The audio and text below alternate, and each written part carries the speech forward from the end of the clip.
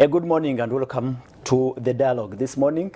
My name is Simapolo and it is time to explore those big stories that made headline through the week and put them into context. The panel is set. Richard Baguma Tinkasimire, the communication expert and an advocate for proper nutrition, is already in the studios. But again, Dr. Jeda Duerehe Wanzala is back from a break and we'll be looking at several issues. A very eventful week we had, we are closing several stories to look at, and I'll pick one or two and then we go to our main topics for discussion this morning. One of them this week is the turnaround in the human rights case involving Mwesigwa Eric, a gentleman who showed up at the KARAMOJA-based National Unity Platform offices with bruises on the chest and claimed that he was tortured by security agencies, and the story made rounds, caused uproar in the public, and later this week,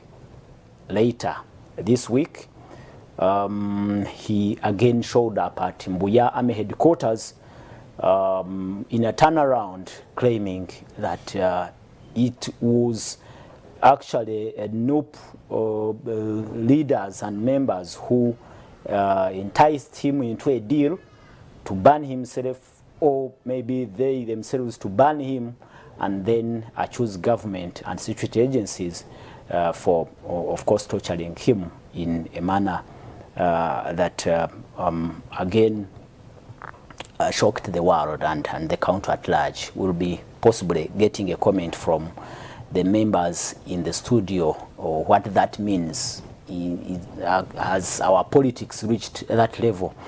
Anyway, but another story we have possibly we can count on is the Bujiri member of parliament, Asumani Basariba, who sought leave of parliament to go and prepare a private member's bill, the anti-homosexuality bill. We remember the same or a similar bill collapsed in 2014 after it was passed by parliament, signed into law by the president, but shot down by courts of law on technicalities. But now, after weeks and actually months of public outrage on matters of homosexuality, especially in schools and learning institutions, Parliament is now moving to enact a bill that will criminalize acts of sodomy, acts of all sorts of lesbianism and all that. And well, our main topic for discussion this morning will be looking at the storm at the OPM. Yesterday we received a report that Honorable Goreti Kitutu, the minister at the center of this storm, apologized before the Committee of Parliament, and we will also be looking at what that means and what we can expect after that apology, especially after this story. The report caused a huge backlash from the public. The iron sheets which were meant for the KARAMOJA sub-region ended up into hands of politicians, and some of them had actually used them to their own benefit, like Honorable Minister Amos Rugolobi, who had already used the iron sheets to roof an animal shed on his farm. And finally, if we have time, we'll also be looking at the report by the Select Committee of Parliament probing claims of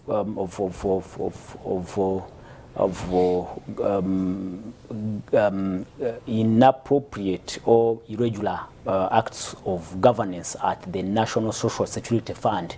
The Select Committee tabled the report this week, and the report highlights several issues and has very, very strong recommendations, including the resignation of the Minister for Gender and Labour and Social Development, Honorable Betty Amongi. The report recommends that she should resign immediately after she is implicated in several irregularities, including abuse of office, influence peddling, and several other issues. But there are several recommendations in that report. My name is Simapolo. Let me introduce Dr. Gerard Wanzala. Welcome from that short break. Good morning, Apollo, and good morning, the viewers. Indeed, I was away, but I thank God that I'm back. And during the week, I was down with a terrible cough and flu. I should keep away from me. And I'm on my way to recovery. I should keep away from me. So viewers, I'm here to engage with you. I think for now, let me stop there. Okay. You in Misindwa or? No, I had a small investment club in Chiramu municipality. So I took them to what I could call my chankwazi, somewhere in a forest in Zirobwe, to learn some financial literacy and also have our first annual general meeting. Okay. Yeah, so it was really a good weekend, amazing, engaging, but also for me, I believe that the role of government should be to provide a conducive environment for people to become their own agents of change. Of course, there are areas where government can handle, like health, roads, you know, rail, and so forth. But in issues of finances, government will not pick money and put in someone's pocket. Yeah. Well, it's always a pleasure having you on the show, Dr. Gerard Wanzala. And Dr. Gerard Wanzala is the head of research and civic engagement at Africa Leadership Institute, an NGO that does oversight on parliament and other government bodies. It's a pleasure once again and a profound honor to welcome Richard Baguma, and communications expert. Welcome to the panel today. The usual thanking and acknowledging God's power. Power really belongs to Him, all of it. But also His grace. Wow. Yes, that we go and come back here every Saturday. We have normal heads and the ability to come and talk. Who are we? I must also thank God for both of you. Your suits and shirts. We are looking good. Tell of his. And now I didn't know that Dr. Weri had disappeared from us because he was discussing money investments. You know, he's dressed like an investor. So really, I think this is not. It's not very bad. I can also tell you, Wanzara, that I think we need to discuss about investment clubs. Yeah, true. We have an investment club that has grown to about 1,000 people now. Wow. And our motto is we really are not very happy with the way the investment clubs are done, because either they are based on village, Butareja, or school, old boys, or church. Now we said money doesn't really know denominations and these things. You want to make money, don't be parochial and worry about your village. But those are discussions. So I want to thank the viewers. Yeah. Apollo, the viewers are really our anchor. Yeah, true. And I keep telling I pick one or two stories sometimes. That one of them gave me a call. He knows me. He works in places where communication is processed. And he said, you know, you sometimes have to think about the things you say. I said, what did I say this time? He said, you were hard hitting. I said, whom did I hit? He said, no, these things are not for the phone. We shall have a coffee. And he tried to buy me coffee, but I was a little busy. Yeah. But I appreciate our viewers that they go with us. It's important. Thank you so much, our viewers. And Richard Baguma is a communication expert. And Baguma, I don't know if you can pick a story in the week, or you can comment on the two stories I picked. The first one is I was with I'm coordinating something, which is we want to take our young people to the UN General Assembly as delegates. It's called the UN Youth Delegate Program. And I was interfacing with a couple of very senior diplomats. And and then a bit of the information about the bill that you talked about, the anti-homosexuality bill. I don't even know how we should appropriately name it. And the concern, now it's generated the concern. And I had told you that in my earlier involvement when I was in New York, and yeah, again we were chairing the Security Council at that time. The concern among the diplomats, including Uganda, especially Ugandan diplomats, was that combining the anti-homosexual, the pro-homosexual or the pro-gay lobby globally and the anti-death sentence lobby would be extremely overwhelming for Uganda. The law passed anyway, but it was defeated in court. The law is coming back. I think as a people, as a continent, as a people, particularly Africa, because you don't see this push in Asia a lot, or in the Arab world, where they are even more diabolically opposed to this. You don't see this same push. So I think as a people, we have to coalesce around an agenda and see how to push that agenda. I think there are many considerations, but one of them is money. One of them is money. Wait a minute. You talked about the feeling in the diplomats, Ugandan diplomats abroad. Yes. What is it? How? You see, the pro-gay lobby is extremely powerful. So they start getting pressure about Uganda's position. Of course, now it is increased because of our stand on Ukraine. But also, they're cutting back on the resources that we get from outside. Also, the closing on visas and things. I think for me, what makes our diplomats strong, what makes our government strong, is for us not to be ambivalent, is for us, the population, not to be in the middle. Those people need to have a very clear and loud stand of the public. You, for example, how come the religious leaders are not jointly mobilizing? Yes. What position is Uganda taking? How come there is, there is that? Are they also divided? Do we have mixed views on this one? So I think we need, as a country, not to be ambivalent, to choose a position, and to see all our community leaders speak with one voice, and then they can give direction to our politicians and our diplomats. I want to pick your opinion on what you think this time around will be the reception of this particular legislation in Parliament. No, I think Parliament will pass it. And on the table of His Excellency the President, because the other time he had signed it, yes. Then it was later struck down in courts of law. Supposing nothing changes in that in this new bill, do you think the President will? What do you think? No, but you see, the President has to balance, because you see, the President has pressures from from both.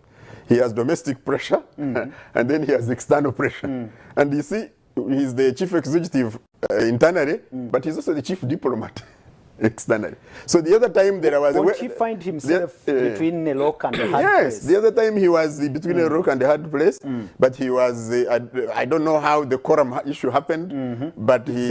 And you see, the people who went against the law are his people. They wouldn't go against him in other things, so you cannot rule out that...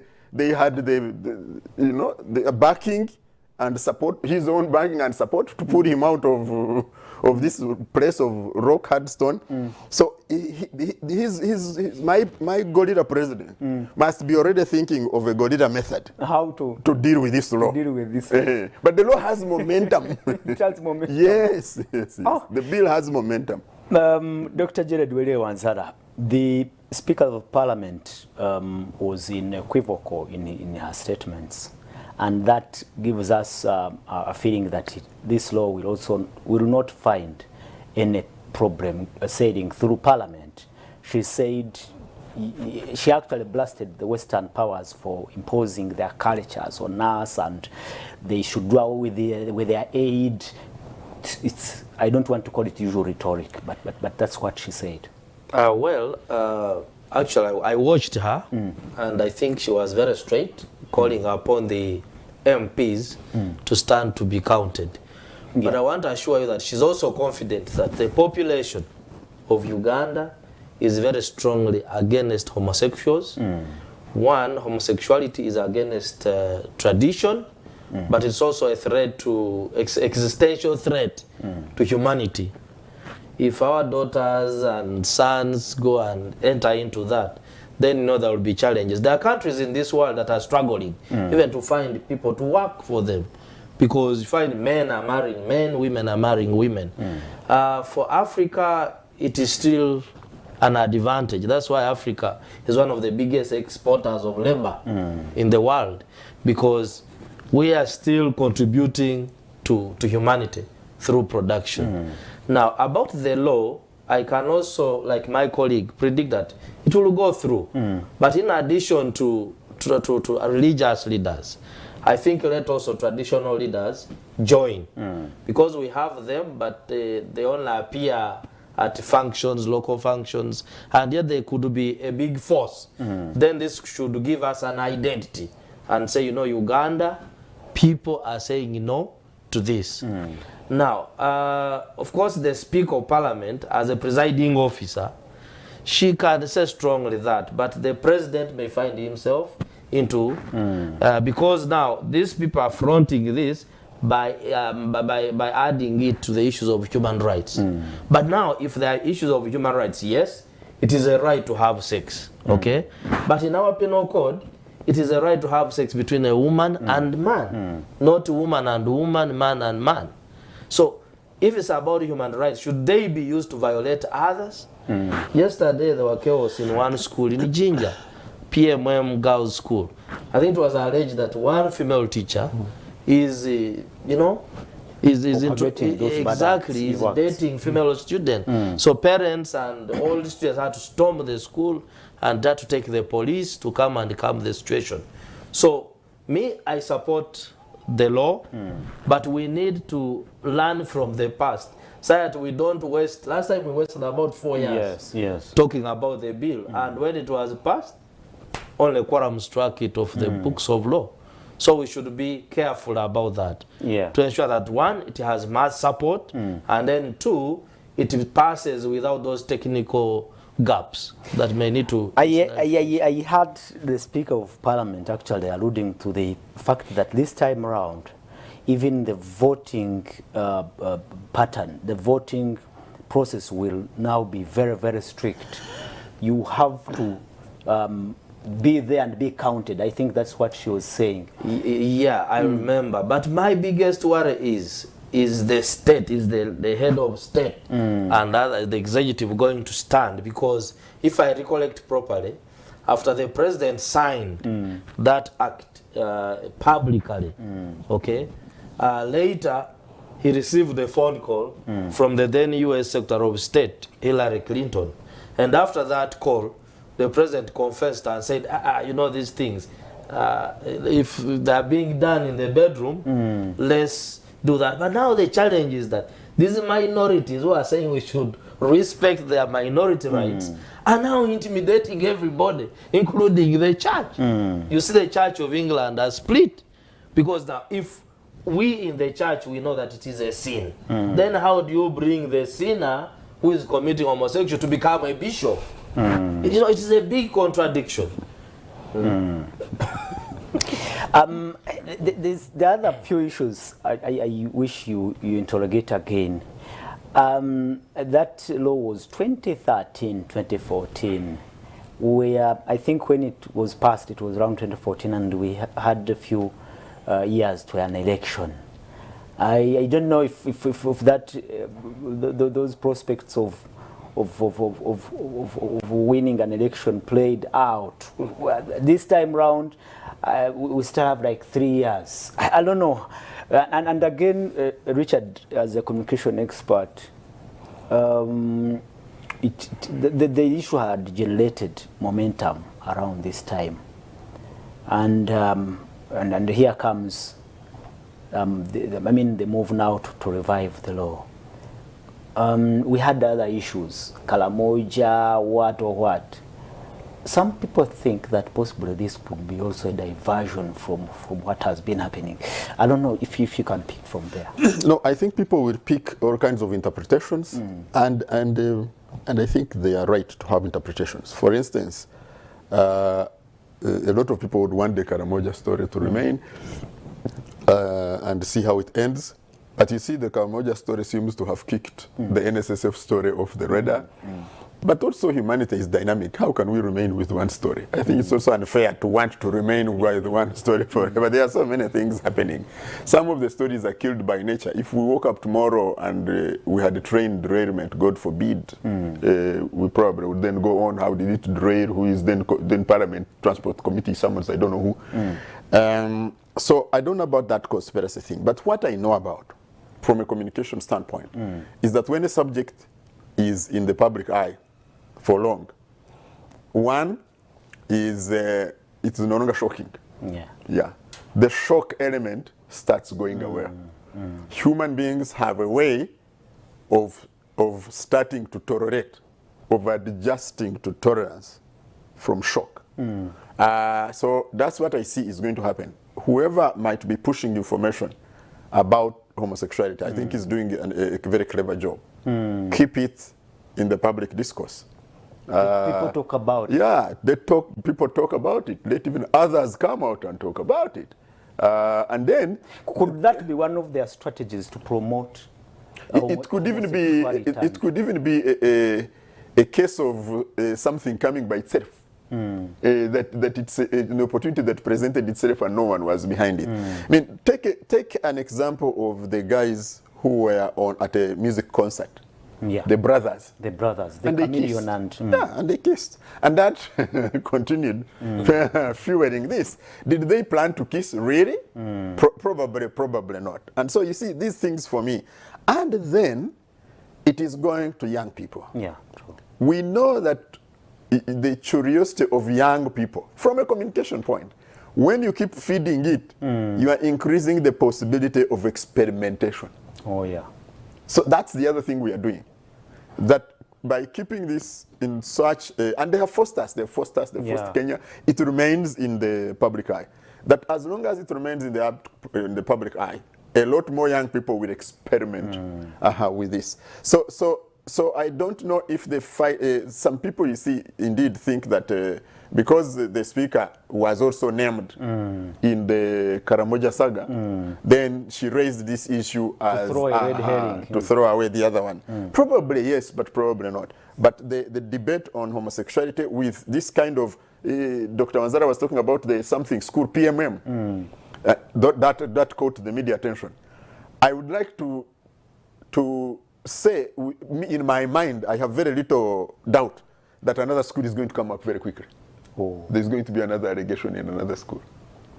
So out of sheer maybe ignorance or curiosity, we are promoting, we are aiding.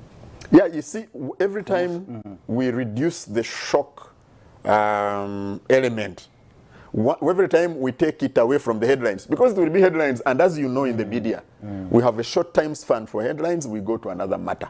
So we must go to another issue. That's how we are structured, that's how we work. That's how the population that buys us and pays us, that's how they work. They want a short time over a headline and go away. So it will start going away from the headlines, going into the other pages and the news, and then you would hear about it, but not that shocking. Finally, Jared, Richard talked about the Arab world, and for them, they have maintained their position, and we do not see the rush for the West to influence their cultures. I remember in the World Cup 2022 Qatar, they made their point clear, and they were steadfast and resolute.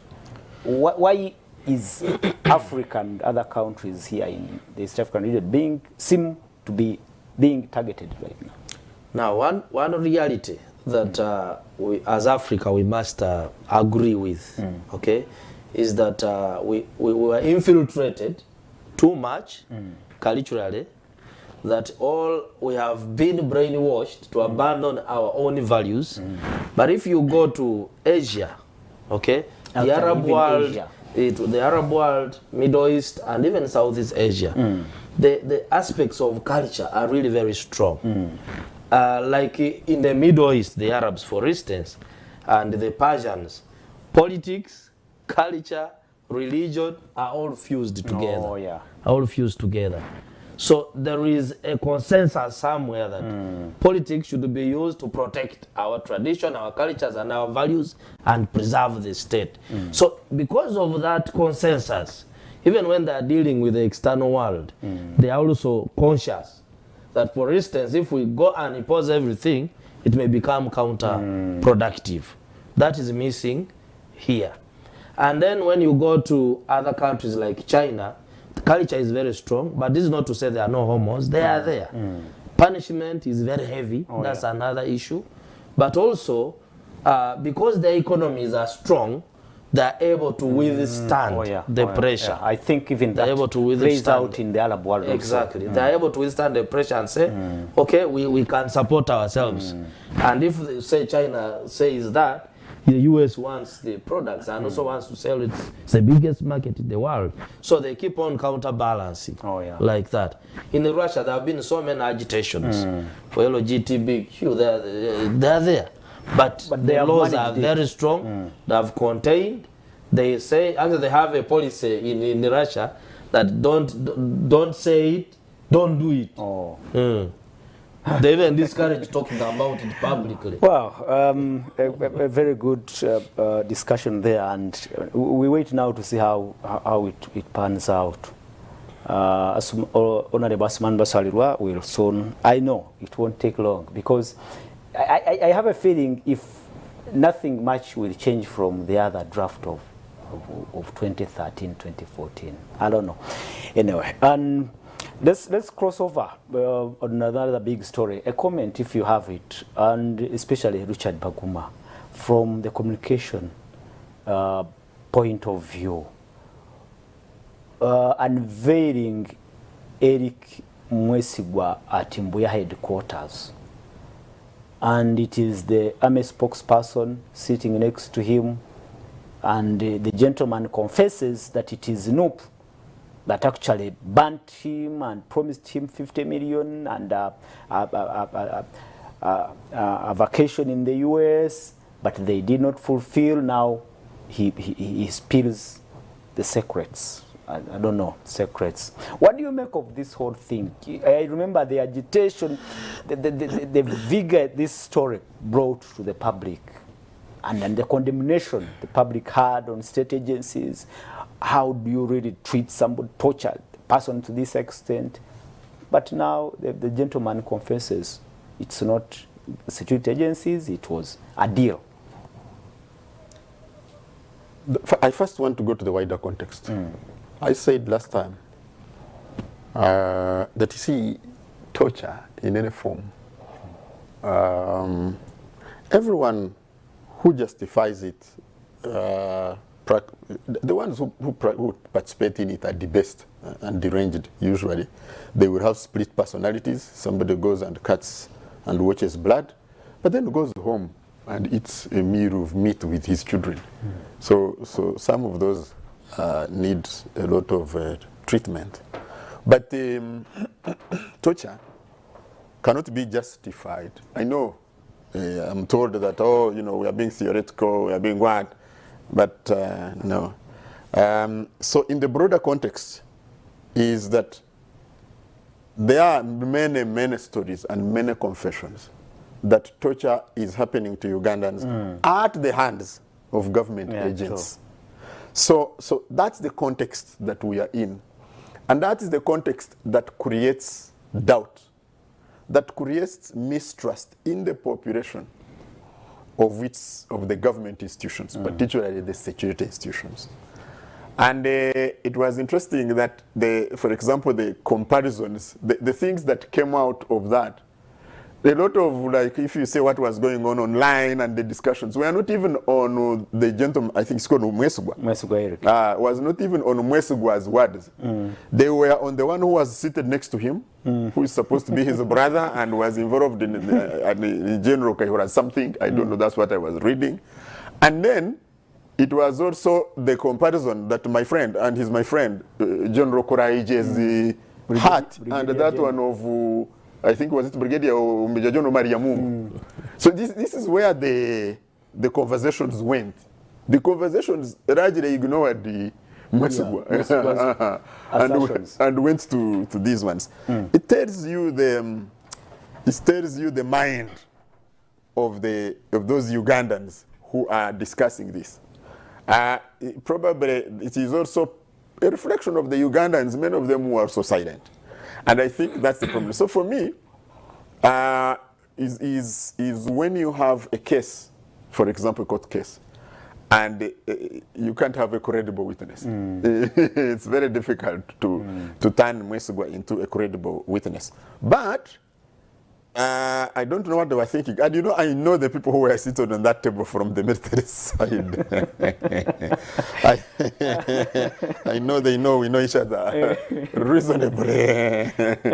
So I was just thinking, is this the public relations coup that they were helping to get? As a communication expert, from his demeanor, Mwesugwa Eric, what do you read? No, I didn't pay attention. I told you, see, when you are in an issue and you have a witness whose credibility is questionable, then you don't pay a lot of attention. That's why I was paying attention to the communication around the other circumstances. Yeah, who is around him? What are they saying? You know, how does this one get received? So on paper, you can say we did this, we proved this, we proved that. But you see, also the court of public opinion.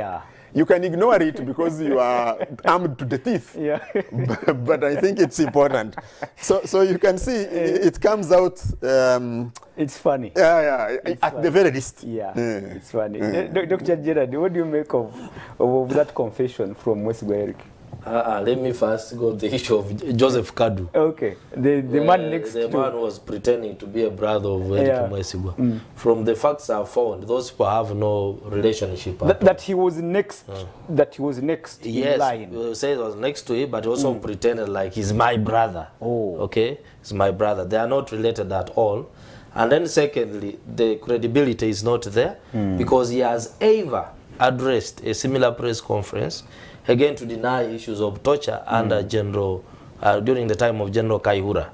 So that makes his evidence illegitimate whatsoever. But also, what I was asking myself, if Mwesugwa is alleging that he was tortured by his own people, and then he went and made a statement at the Uganda Human Rights Commission, okay, where he narrated how he was arrested, I would have expected him maybe to go and report a case at police. And when he was making allegations, he did not say UPDF or policemen. He just said people grabbed me, they went and tortured me. So I don't know how UPDF takes this responsibility, goes to look for him and address a joint press conference with him. So are they trying to say that they are themselves the suspects? Because nobody mentioned the UPDF. Okay, then so when I saw Brigadier Kuraije smiling from ear to ear, really I was not impressed. I thought the matter, because it reminded me of the issue of Chibalama, Nkonge, the one who alleged that he had sold the party at a fee, and then so at some point I saw Chibalama moving with the army, the UPDF. And he was a regular visitor at the office of the CDF, UMI. So I used to wonder what the army has to do with the political case. So maybe we need to improve on how we are doing our PR for our institutions. Honestly, Brigadier Kulaije, you do not score any point. The public out there doesn't believe you. Cannot believe him. Yes. Yeah. But I must also tell you, because I knew the people who were seated, the one was Brigadier Kulaije, the next one, the you know, I was from a really purely professional communication, public relations, you know, management. I was disappointed. You would. Because you see, I actually thought that if this one had to be done, then they would force our fallback guy, my friend also Enanga. He would be, as the usual, the fallback guy who has to mop up after everybody has messed up the thing. The police has investigated or something. I was quite disappointed. I said, now why are the generals, and it was a line of generals, you know, why are the generals planting themselves? No, because security agencies but they been implicated in the first place. So they did not say so the they UPDF. wanted to wash off the dirt. They didn't Say UPDF. No, I said, I frankly, I was personally, from a professional point of view, I was disappointed. But you were disappointed. I don't know what now this, or how this relates to a recent incident when other torture victims were paraded in Nairobi. You remember that story? And it was later found out, I hear, that they were accident victims. I don't know how those two relate. Yeah, but you see, the one evil, I'm not sure justifies the other one. If this group is doing not very creative and clever things, don't emulate them. They should not be the ones setting for you an example. They are not setting a clever example. They are exposed for bringing you accident victims. So why do you want to follow their example? That's the first one. The other one, for me, is now that somebody has alleged that he was what did Charity use last time? Flat iron. He was flat ironed by the NUP. It is possible that we are going to see now files, criminal files, against some NUP people. That's what I wanted to ask you, gentlemen.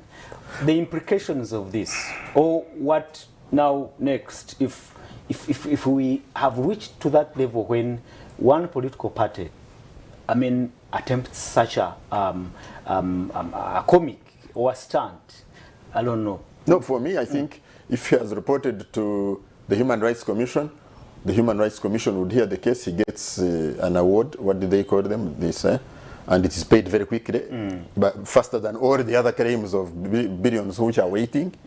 And then you create police files, you go and nail some NUP people whom you wanted, and you put cases of them on flat ironing somebody and all the other criminal cases you can add.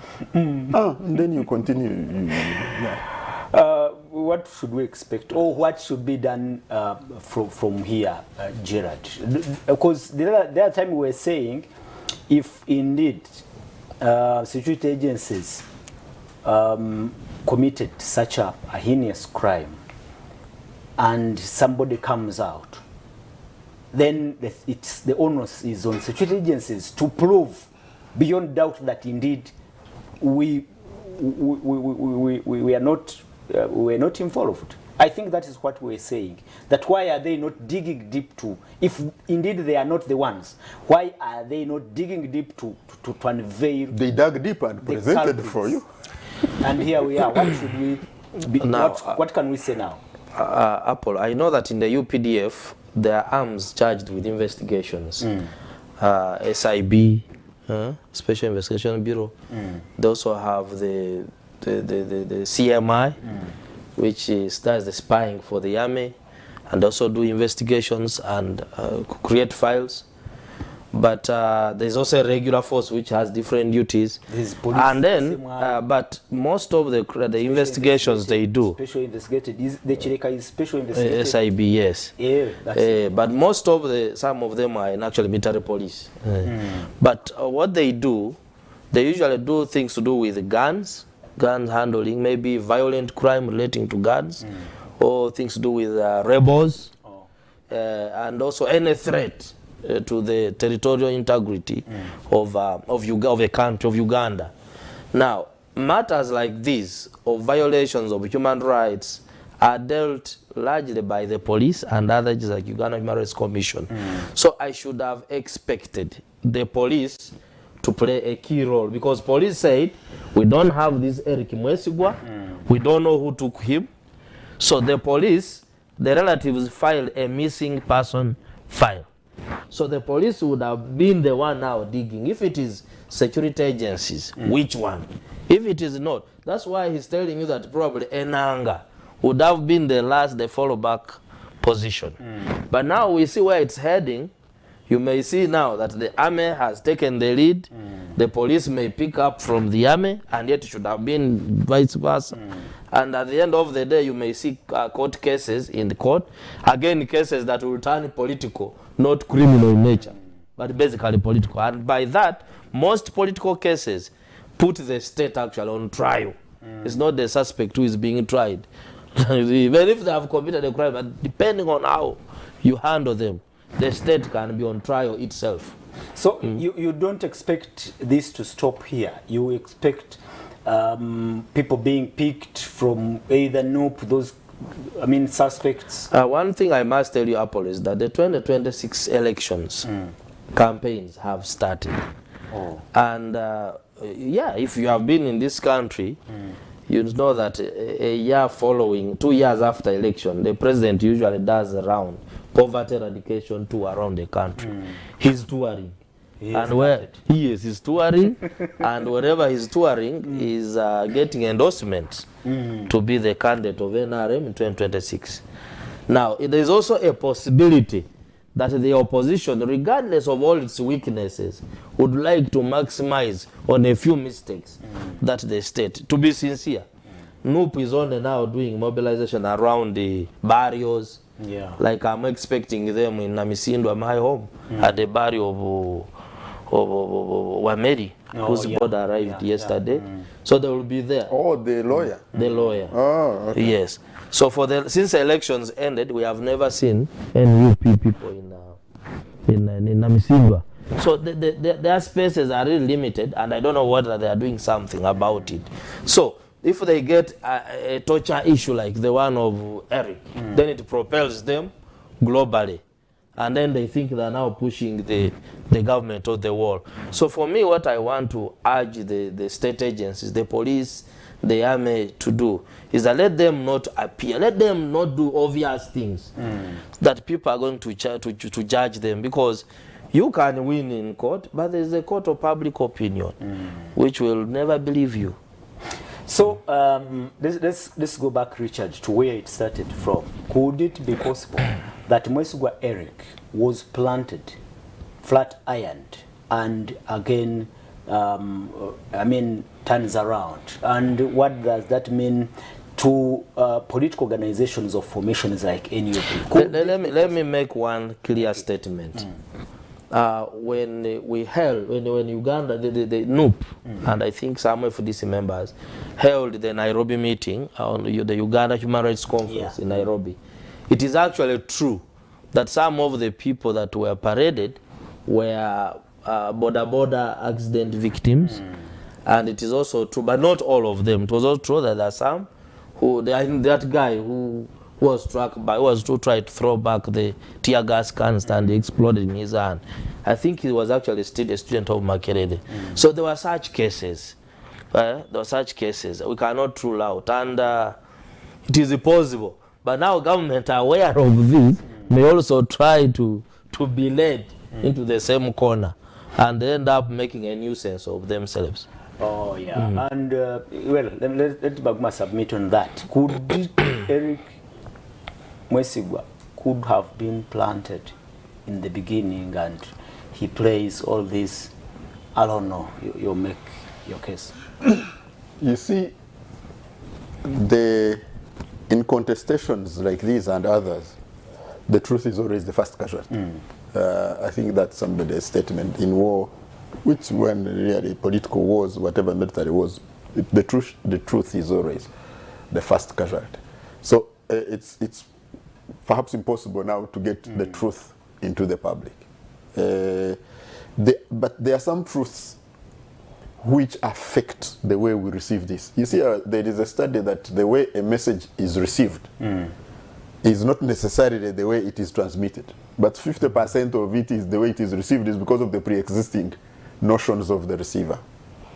The Ugandan public knows, and they have people who have experienced torture at the hands of state agents. We also know that people around opposition leaders have also done their own torture. Some of them for criminal, just basic criminal grabbing bags and grabbing phones and what. Yeah. So it becomes impossible for me to say this way or that way. It could be true, what you are saying. And that's why I was saying that my disappointment was the personalities who planted themselves into the middle of this situation in the public view. That this playing out of who banned who and who did not ban who and what the lies are, some personalities could have kept themselves out. Yeah, and let the process run with its not very useful. Because if the NUP leader paraded somebody who was a liar, because now, like I was saying, there's no credibility in the witness. The credibility of the witness is already eroded. Now, you don't want to associate with that one. You'd be keeping away from that one. When you bring them close to you, you start eroding your own credibility. Yeah, true. And that's what is happening. And so, if you want to do criminal charges, I think it will be attractive for some people to want to do criminal charges against some NUP people. Then how does that stand with the law currently about torture? But how does that stand at all even for an ordinary judicial officer? Good. And those are the things. So Apollo, we can't know the truth. Finally, Dr. Jared Were Wanzala, does this tell of how vulnerable the systems at KARAMOJA and elsewhere are, especially in the opposition, on how to judge and misjudge those people who run to them, that they have been tortured, they have been done it, because we have seen, I don't know if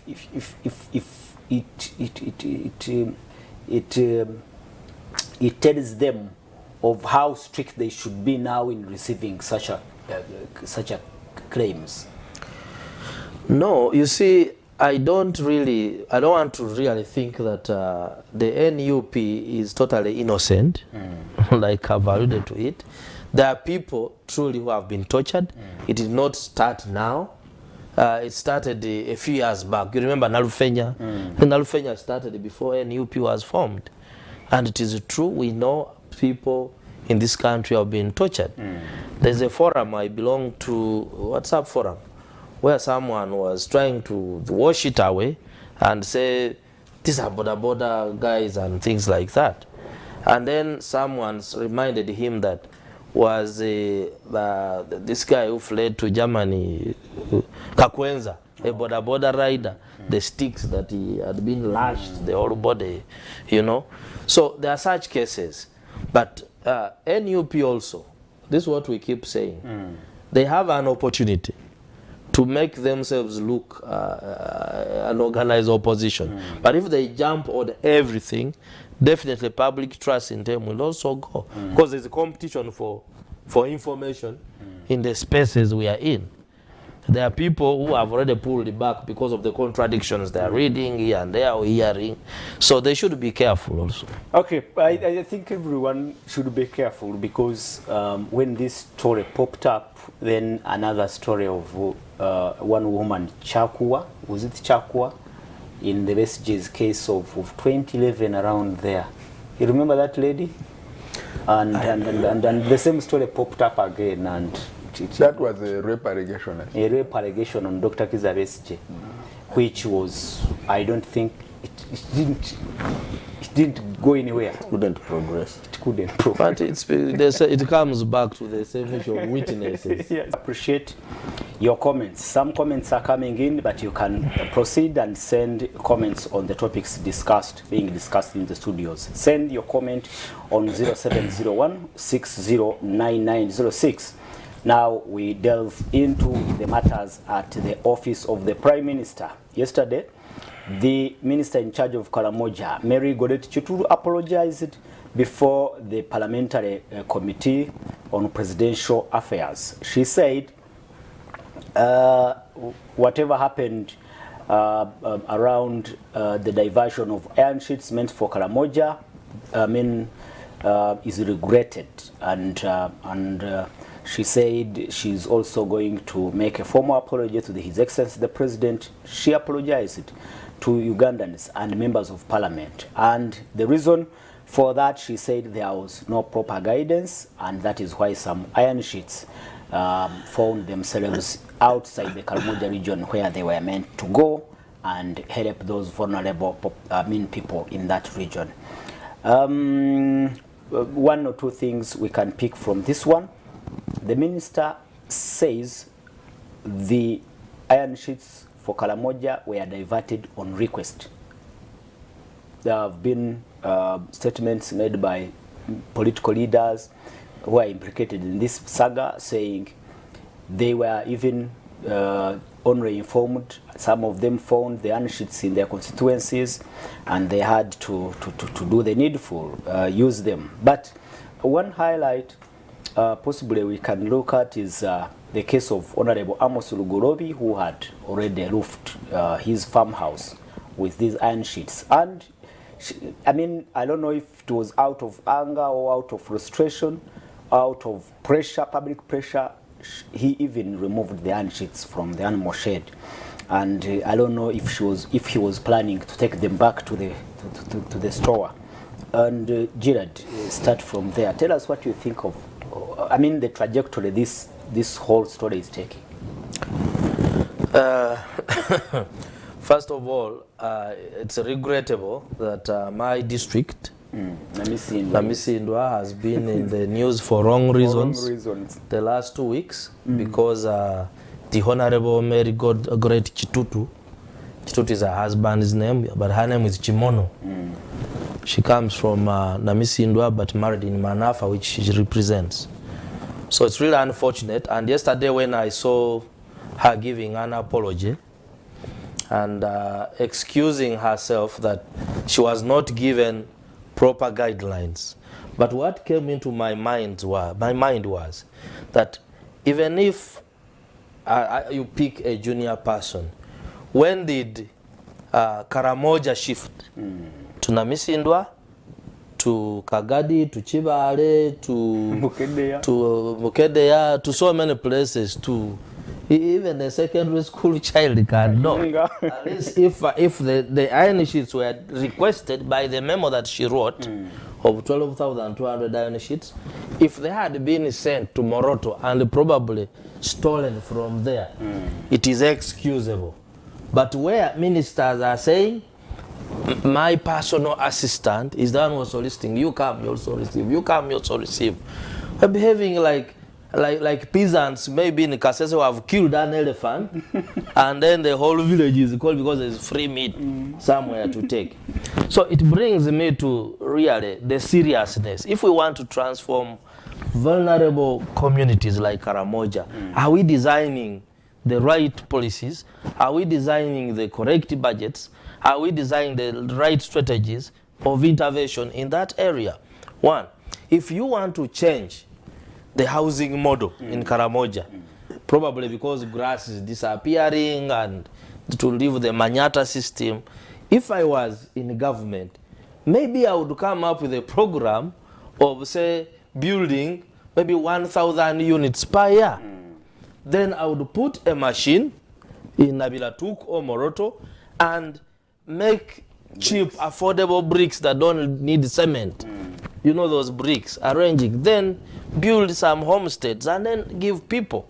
But it really shows that actually many people are saying this government, and I think it takes me to what Andrew Mwenda used to say, that corruption in Africa is the oil, the wheel that propels a government in power.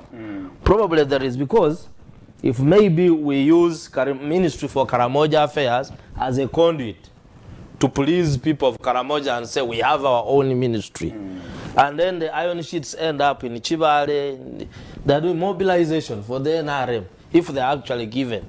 But what disappoints me the most is that there are those who received and used them to construct their own premises, not even giving the churches or schools. I was reading yesterday, people in somewhere in Honorable Musazi's district claiming that we have never received from him, and yet he publicly said he gave to schools. So I think there's a moral crisis in this country which we need to address. Okay. Richard, start from there. Where is this story heading? I just think that there's nothing special about this story. You know, I sometimes I say these things and say that perhaps people will go to lynch me, but I think people should also allow us some opportunity to say why we say what we say. Dr. Werihe, you have spent time paying attention to Parliament through your organization, but as an individual. I went to Karamoja, I can't remember the years, with David, the Honorable David Purcell. At that time, he was not yet my friend. Now, you know, we know each other at least. But what we're doing, and I think it was the Gini eradication program, Dr. Dimlim, if I remember, and UNICEF. But what we did for me was to get video recordings, because it was impossible to get the leaders of the clans, those clan people, to get into one space, discuss, was to record videos of these guys saying that actually we are fighting, but because the other one provokes, we want peace. We want peace together. So we'll take this, they call them what? Karachuna. We'll take this recording of this very fierce, very commander Karachuna to the other group, and you'd see the shock in the room and say, what? That one is saying they want peace. To start discussions and dialogue. And towards, and of course then disarmament efforts. The other thing I was involved in was the initial attempts to have a radio station, an FM radio station in Karamoja to promote peace. I saw one of my very close friends questioning why General Saleh is in Karamoja. At that time, I was still in government, 1990 something, 2000, I think it was early 2000. The person at that time who understood the concept of communication for peace was General Saleh. Because in government, I don't want to mention them, the technocrats were against this because it would erode their budgets. That's what they said. They already have departmental budgets. They don't see how they will benefit from having a radio on the other side. In fact, the Guru radio came before even because the British came in and supported. But at that time, I even went to Copenhagen because I think it was the Dan Church Aid that was willing to put money through the Lutheran World Federation, which has been in Karamoja for a time. Karamoja has been a very fertile garden for looting, Really? for technocrats, for decades. And so this is not the first looting incident. Not only On technocrats. Are you excluding politicians? No, I'm coming to politicians. Okay. Yes, because you see, when we talk about politicians, we tend to exclude the technocrats. But we have seen, and the technocrats not just in government, the technocrats with us in civil society, the technocrats in the donor community. Karamoja has been a recipient of billions in support for decades. What is there surely to show? What are the returns for this investment? If you go and take the records of the EU and the UN and the USAID and say, these monies that you push in these regions, surely what is it? I went, and when we were there is a time we were close to being ambushed in Karamoja. I was with Joan Mugenzi and who else? A man called Stan Bake at the Change Agent Association, and Owaraga, Nora. Yes, they can tell you this story. Now, when I went to visit the Catholic fathers' place where they were, and there was another group, I think they were doing, I don't know which aid they were doing. We ate Italian cuisine. There was an Italian in buffet. KARAMOJA. Yes, there was an Italian buffet in that place. There was even ice cream, an ice cream maker. KARAMOJA. Yes. I came back thinking, but these things I am involved in, supporting, I don't know, development, and what, am I in the right place? And then you go to see the UPDF that you'd want to condemn, and they are in those shacks. And they are people with whom we went to school. For all these years, KARAMOJA has been a carcass where vultures and they don't allow it to die. They keep it on drip. So it remains an emergency patient. And then you see emergency patient, no one asks. You have to keep emergency. And I think for me, that is something we need to honestly talk about. Yeah, we are pretending. Now, coming to the political... KARAMOJA has leaders. I think we are talking about nine districts and very many, more than 26 members of parliament. And now some of them are in key influential positions. I think even Honorable Anyakun is in the KARAMOJA docket. Why have disaster preparedness? Yes, disaster preparedness. Why haven't they? Or where is their input in all this? Yeah, but Uganda has leaders. Isn't Uganda having a wanton corruption? So it's not different. It's not different. But because we are talking about the region, we need to look at that region over the years. And I think I had a friend, he's still my friend, who was in charge of the army there. And I would want to engage him, and he used to laugh and just say, you leave me alone on those matters, let me go and do my job. So we have to examine this. Now, the current saga is not new in the office of the Prime Minister. Is not new for KARAMOJA. We do not have honest conversations about KARAMOJA because all of us are eating from this. We would like to keep it. We would like to keep, I come from the nutrition area. We would like to keep flagging the poor nutrition status in KARAMOJA because then we keep bringing in millions of dollars and euros and things. You see, what has KARAMOJA reaped? KARAMOJA has reaped having its children and young women increasingly on the streets, not just of Kampala, but all the cities in the east, Jinja, Mbale, Soroti.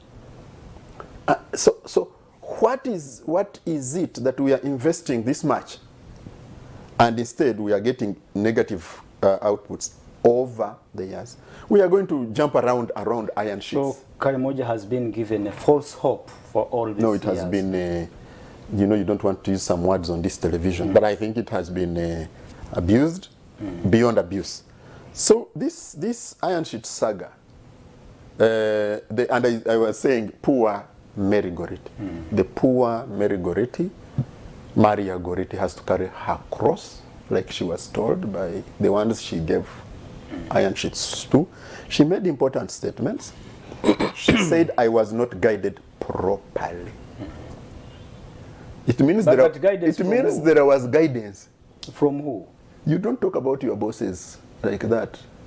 When you, I thought she, as a political head, she's the one who actually gives guidance. I think that's dishonest. I think that thought is a dishonest. We know where guidance comes from.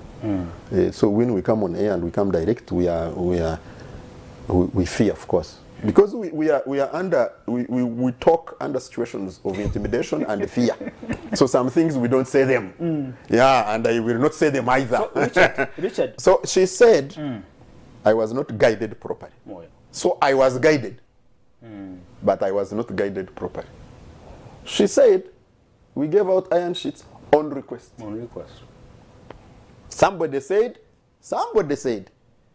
let Maria Goretti carry her cross. Oh, so there was a cross.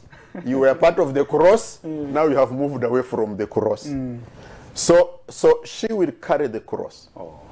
And like I was saying, that you see, the President Museveni is like a lucky boat balance, a boat rider, a boat driver. When the waves are hammering, usually it has happened to me more than once, you throw away some of the weight things that you have. So this is an opportunity when the storms are hitting the cabinet and the government to throw away. We will get to that. Balance the boat. What do you think is the response from the people in positions of authority? But I would want to disagree with the Honorable's assertion that she needed guidance or she lacked guidance. No, she did not say she lacked or needed. She said I was not properly guided. How she was guided. How would the iron she was guided to give iron sheets? The iron sheets she allocated to herself end up in a hardware store and manned by her mother, grandma, and brothers and relatives. All the iron sheets that were given to people were kept in their homes. All of them that's irregular. Also. All of them have said we kept them in our homes. That's also irregular. So is it irregular only on her, or it's irregular on all of them? Because they all kept them in their homes. So that she kept them in her homes, yet her home is not different from all the other players. You see, Apollo, I am not defending the actions of G2. Yeah, I am telling you, creating an environment. I am telling you of what I said. No, I'm telling you, I'm explaining my statement when I started.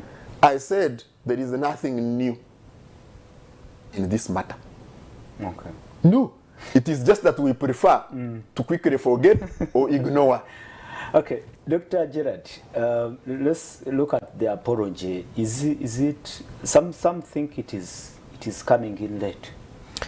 Yeah, it is coming in late, and when the situation is already ugly. But of course, someone has to pay price for the rest, because where the Honorable Maria Goretti becomes culpable, she's in charge of supervision of the ministry that she heads.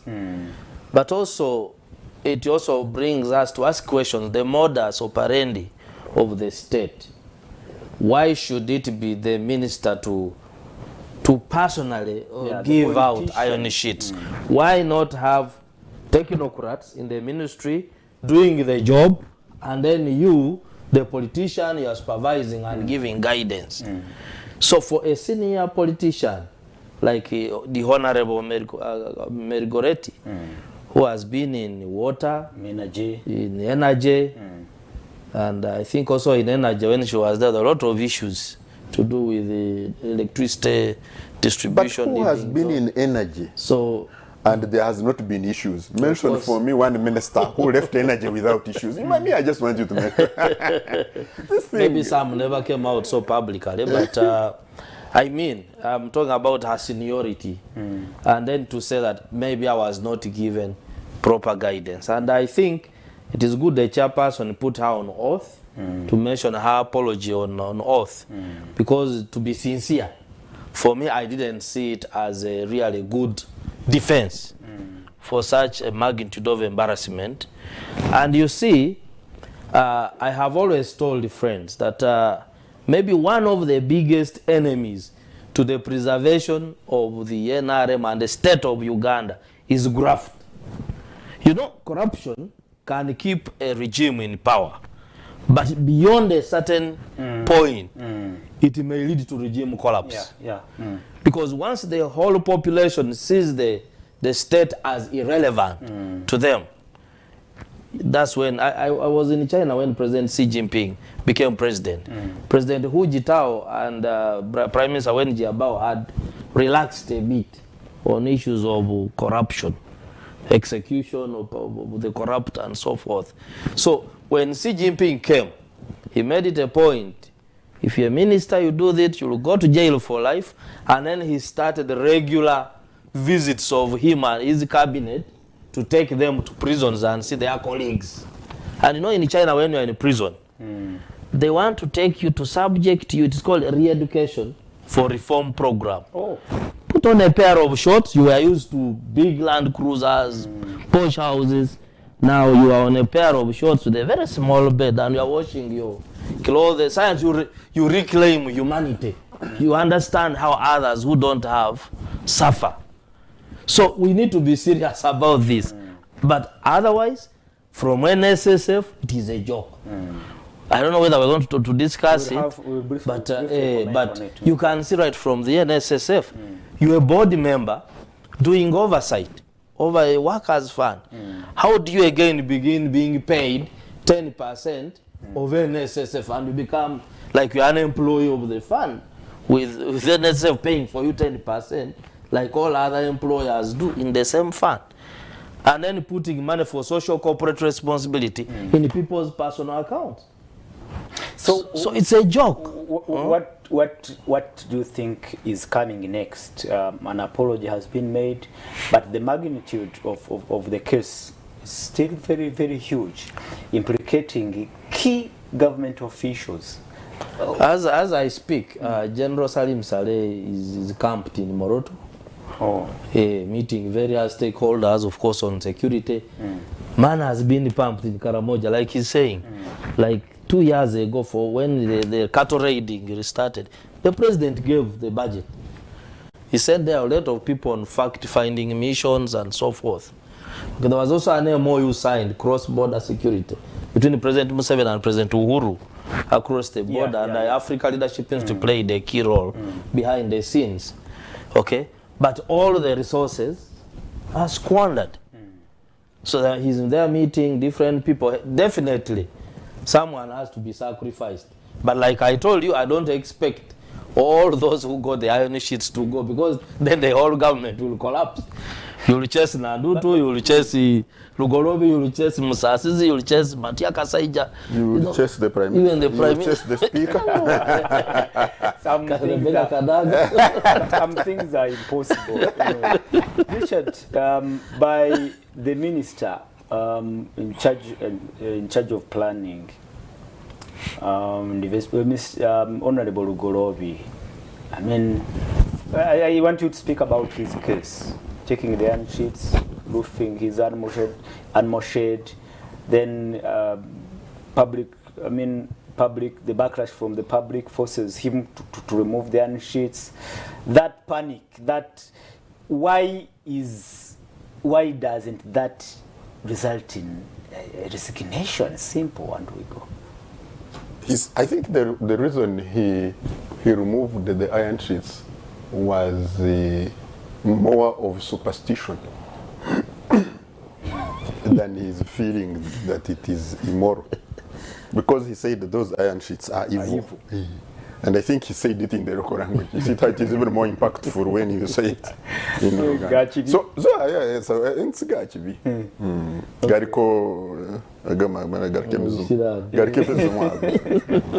So he was removing them, but not that there was something so fundamentally wrong with the iron sheets themselves. The other thing you see is the Honorable Gorovi was preparing for benefiting from the entire project. You get the iron sheets, you put up a goat pen, and then the goats also come, and you also get goats, and you put them there. Oh.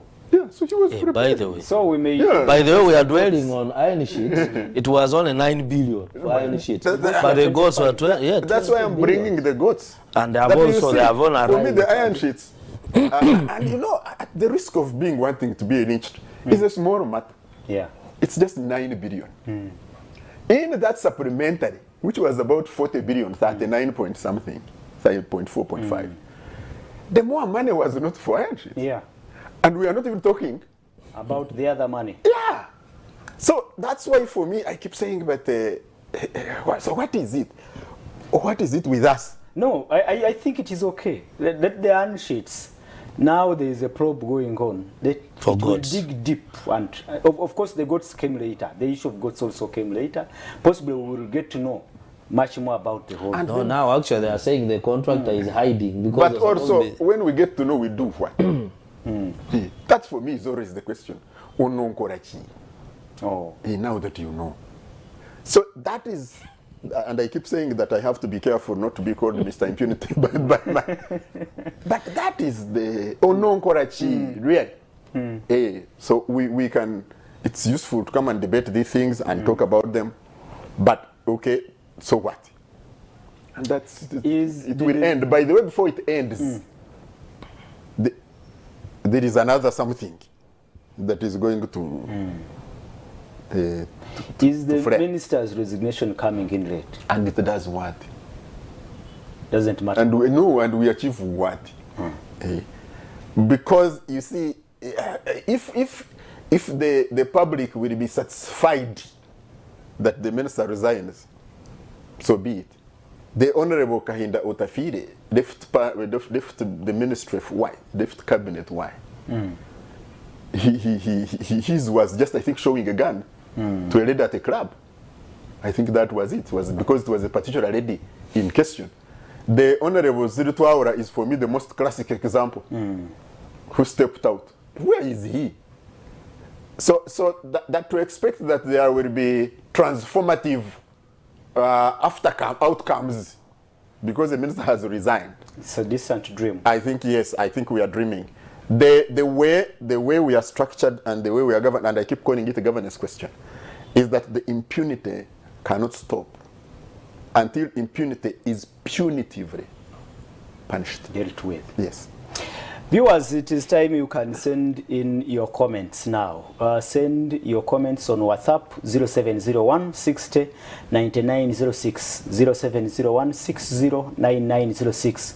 Send in your comments. You can even use our SMS platform, our usual SMS platform, and you send in your comments on what you think makes up this apology and where this case, which trajectory this case is taking anyway.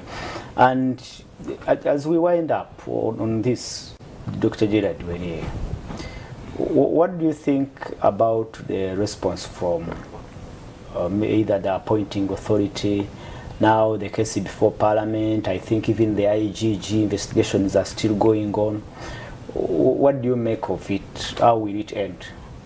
About the same thing?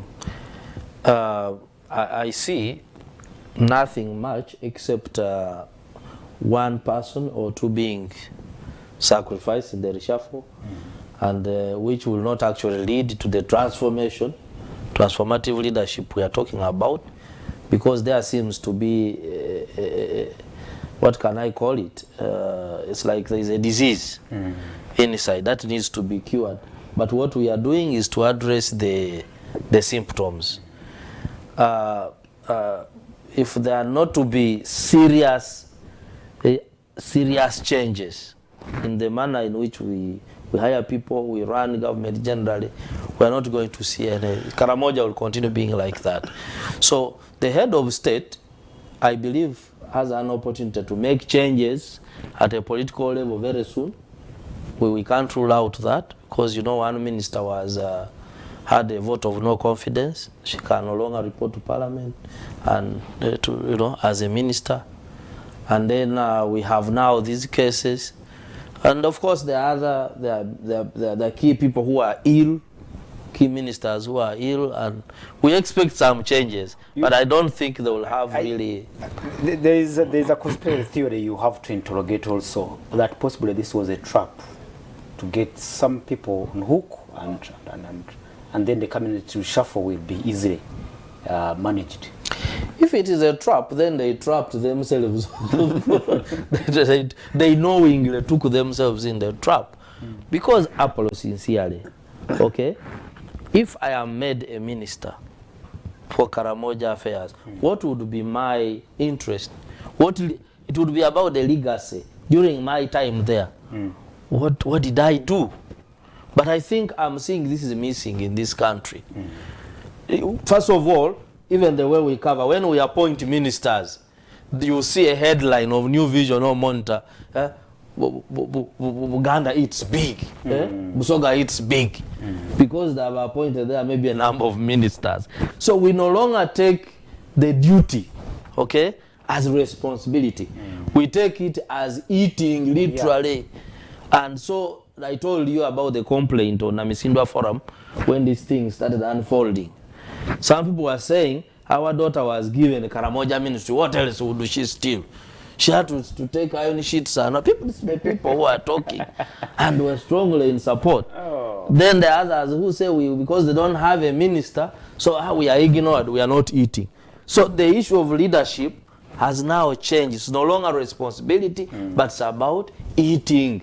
And this is how the public perceives it, the newspapers, so and so it's big. They don't look at the responsibility you're going to execute as a public official. Okay, talking about ministers not resigning, there is also another call to a minister to resign, and this is from the parliamentary committee, the select committee that was probing irregularities at the National Social Security Fund. And in their recommendations, the 7-member committee headed by Mbalala Municipality MP Honorable Mwinempaka recommended that one, the IGG probe the casual transactions leading to the loss of 3 billion and other monies. Another recommendation that NSSF board members who are receiving money should refund it in 7 working days office prosecution by the DPP's office. That the IGG conducts lifestyle audits on former MD, Deputy MD and several other officers, including the Chief Investing Officer. And very many recommendations here. And another one is that Parliament should streamline the dual supervision of the fund. We are talking about the NSSF probe. I save in NSSF. I hope you save and Baguma saves. What is, and on top of that, the recommendation, the key recommendation is that Betty Amongi resigns. Let's start from there. Richard. Why? Why should she even resign? There is no NSSF MD in the past, I don't know, the past 5 of them who has left in peace. Why are they not living in peace? What is the underlying challenge there? You see, for me, it's okay to deal with symptoms, because also it's when you have a headache. You don't say it's because malaria, you leave the headache, you get a painkiller. But it's not okay to only give painkiller when it is malaria. You'll kill the patient.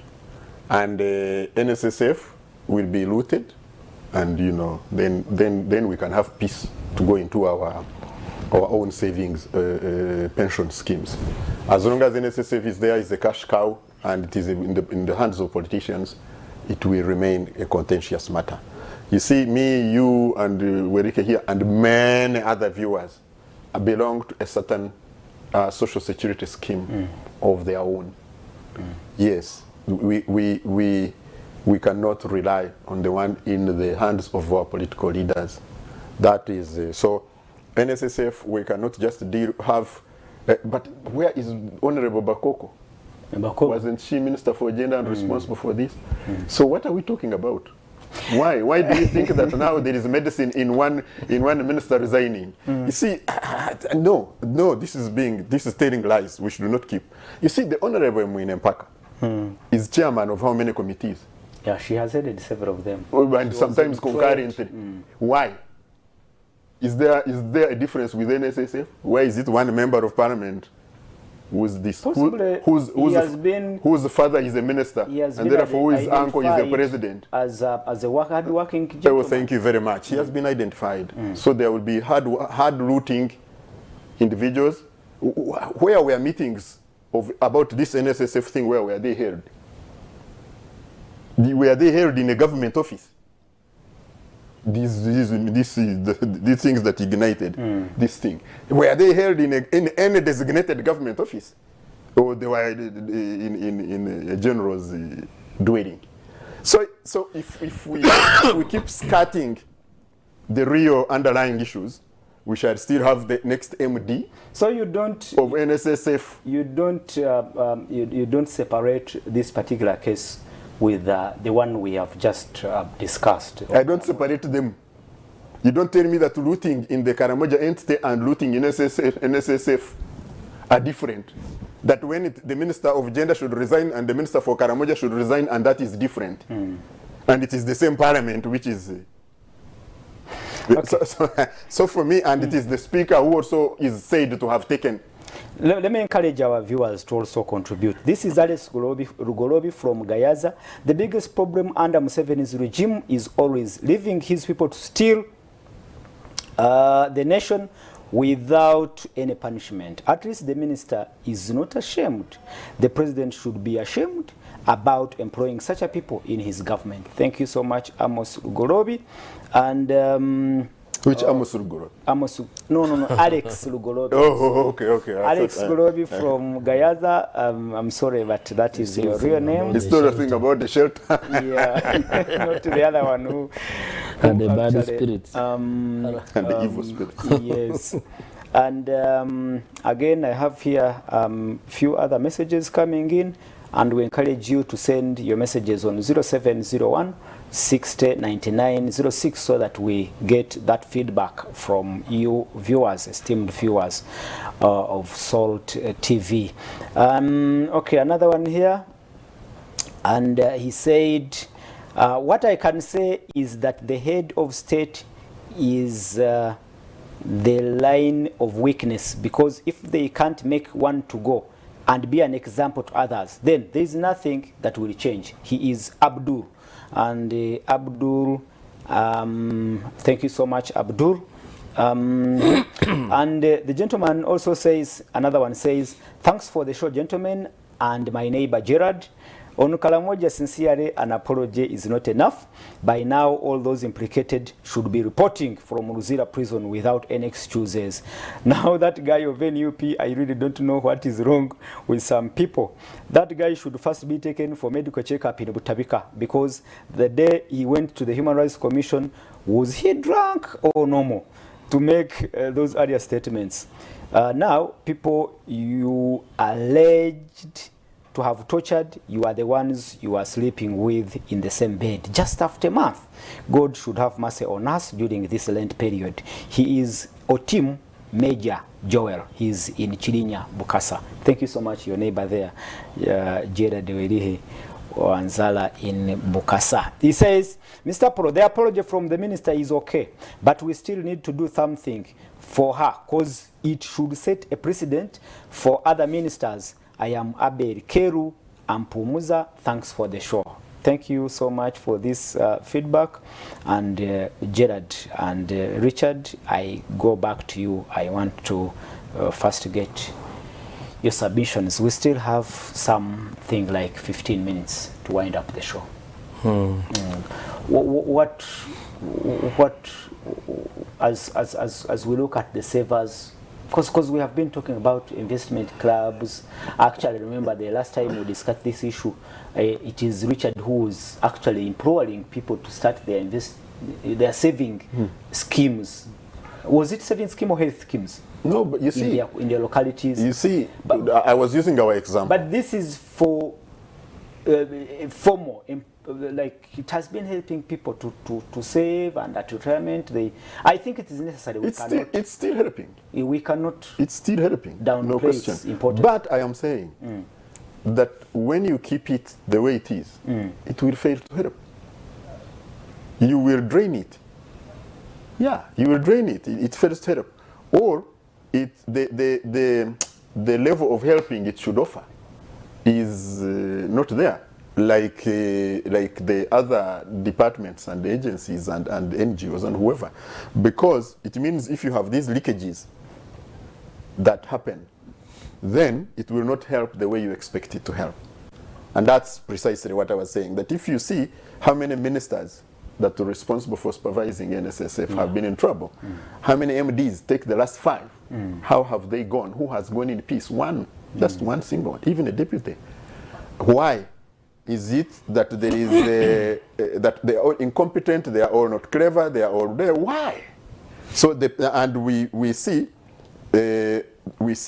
when you are investigating, there are certain forces that come up during the investigation that get talked about, but get dropped off during the investigation, and we narrow on those ones who are weak. On Chandi Jamu. The weak ones, whom we can then sacrifice, like you were saying, the for sacrificial ones, and then we clap that we have solved the problem. Dr. Gerard, yes. I don't know if you can make a quick assessment of that report. It almost implicated everyone, right from Richard Biarugaba, the former MD, his deputy, the acting, and even the whistleblower himself, the minister. It almost implicates everyone. But another key one is on the projects they have been undertaking. The Lubowa project, the housing project. I mean, building houses that are not affordable for potential customers here. And again, there are many things. It's a mouthful. It's a 562-page report. It's very huge, and I think it covered many things. The IEG, it is inviting the IGG to do this, the officer audit, and without dealing with the underlying problem, in my view. But we can anyway. Okay, you can start from there. Of course, when I looked at all the recommendations, some of them are good and they can be implemented. There are those to do with the corporate governance aspect. That when the board, in violation of its own board charter, decides to begin paying themselves as employees of NSSF with even NSSF savings, that is wrong. They're told they have to refund that money. Then two, there are issues with supervision, where a finding shows that a minister benefits from money for corporate social responsibility as a minister responsible for supervision. That's an issue, definitely. But whether the minister will resign or not, I don't expect her to resign, and I believe she's not going to resign, but she may be transferred to another ministry. To another ministry. When it comes to issues to do with the recruitment, Geoffrey Sajabi, who in campus, is my contemporary, and I think he rose very fast within NSSF. If you bring all your sisters and brothers in one department, those are issues that need to be handled. But I wouldn't believe that Sajabi was alone, maybe to bring them in the human resource department. There are stories, allegations that they used to share. You will give me this number of jobs, the ED takes this number of jobs, then so that if you go and investigate further, you will find that all employees there know each other. This is what is happening, even in other agencies.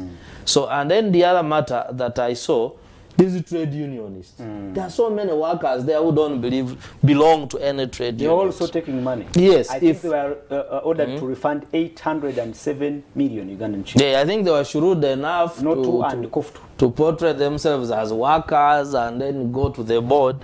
But when you look at their role there, it's also basically to share part of... So it was also some form of bonanza, sharing. Yes, if you are giving money for sensitization, for instance, why don't you advertise? Why can't NSF have maybe 3 billion and say we are put in the newspaper, let organizations apply to sensitize about labor and laws of social security? Then now, he hinted on something that we are not giving time. When the debate on the 20% midterm access started, I wrote an article. It was published in both the New Vision and the Monitor, urging that let's not only look at the 20% midterm. It is good, but let's reform the entire social security. Do you know why in Uganda or South African countries, when it comes to marriage, Kwanjula, before you know it, you have been added to a WhatsApp group and people are collecting money, okay? This is all social security, because it is still tradition, because people don't have elsewhere to go for weddings except people around us. Why shouldn't we say, if we are taking 15%, okay, to NSSF, or why can't we say we take maybe 13% and let employers have provident funds for their employees in the event that an employee has lost a contract, it's over, that money can help the person to not to stay while looking for another job for a period of time. Dr. Gerard, in the interest of time, You read the report. What do you make of the whole story behind Minister Betty Amongi, her exerting political influence on the fund and which they termed as undue influence? What do you make of it? Was it a plan to get the 6 billion that led to all these strings of events that even led to the whistleblower coming out? I don't know what you read from the story, blocking the contract of Byarugaba. I don't know what your opinion is the story behind this. Yeah, I think we discussed this when it was unfolding. And it starts with a letter that quotes a number of meetings in Kapeka. Kapeka, for the benefit of viewers, is where General Salim Saleh lives, and meetings were taking place there. So the minister quotes those meetings, and the minister accusing the then managing director for being so much risk averse, and then fearing to support the country's development through organizations like the Grain Council, okay? So for me, what I saw was, I saw pressure, okay, from somewhere to the minister. I see also a minister covering, also fighting for our own interests, but also covering, wrapping out around where her force comes from. I also see internally a board which is also not credible, as thinking that, okay, at the end of the day we may do this, but the hot potato, I don't know how you call it. You have a hot potato you want to eat, but it's burning in the mouth. You feel like you should throw it away, but you can't because you're hungry. So I saw that kind of scenario also playing about, because I saw a board member, I was reading about a board member who resigned from the board voluntarily, which is not a full-time job, and was paid over 300 million to go. Actually, the report also points out the case of Geraldine. Was it Geraldine Sally? Who is now a PSA. Case, where she was awarded a billion shillings, and they said should also be revised. Hey, but I will not condemn her, because for her, she was a deputy MD. And I think a due process was not followed somewhere, so she went to court for redress. But the report says it was inflated. There were very many irregularities in those court claims. Yeah, if it was, especially now there is a habit where you just find the government technocrats coming and say, I need 59 billion to sort out of court. Out of court, yes, what has been the process? Okay, he says, Apollo thanks for the presentation. The big problem, okay. Agamba, he says, Munyagwa always calls this Sukuma Wiki, a statement which helps a government to still push on. I don't get it, real, the message here, but he says, I'm Kafuma Rogers watching from Salama Road. Okay, thank you so much, but you can polish it and resend it in these 2 minutes. Apollo, thanks for the show. One thing Baguma has talked about on SSF has no difference with the issue of iron sheets. I agree with him entirely. So all institutions should be investigated and comprehensively. Thanks for the program, gentlemen, and in the studio, panelists in the studios, our time is running out. I would only want your final comment. The report emphasizes resignation of Betty Amongi. What did you expect? I'm not expecting her to resign, like I've mentioned it. But also there is a question I want to pose there. Over the time, President Yoweri Museveni has continued increasing the number of ministers, and when they come for approval, they say in order to allow the president to execute his constitutional mandate effectively, we have decided to create a ministry for ABCD. So the number has been increasing. I think now there are how many? There are 81. 81. Yeah, but is the government becoming efficient? No. The last comment I want to make, the average age of Ugandans is 16 years. The average age of President Museveni's government is 63. Is there a connection between those who are leading and the challenges of the ground? No, it's not there. Exactly. These are the questions that I would like to put to the leadership out there. Okay, Richard, your concluding remarks?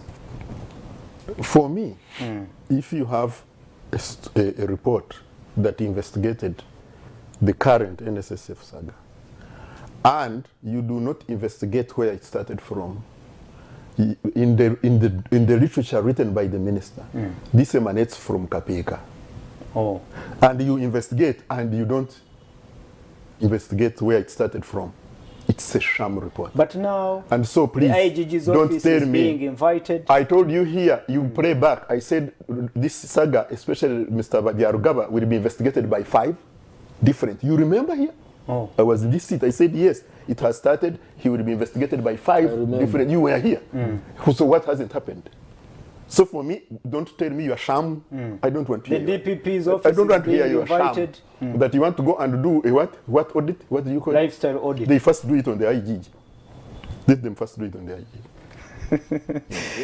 Viewers, I appreciate your time. Thank you so much, viewers. Otim Major Joels again says, on NSSF, these guys, the various ministers and board members are so arrogant. I just, okay, I want that we clean up. Everyone and everything in that blue house should be disclosed, otherwise our money is not safe. If guys are just sharing our money like it's their own company money, I don't think these guys know what we go through to earn that little penny. And I think that is the main concern.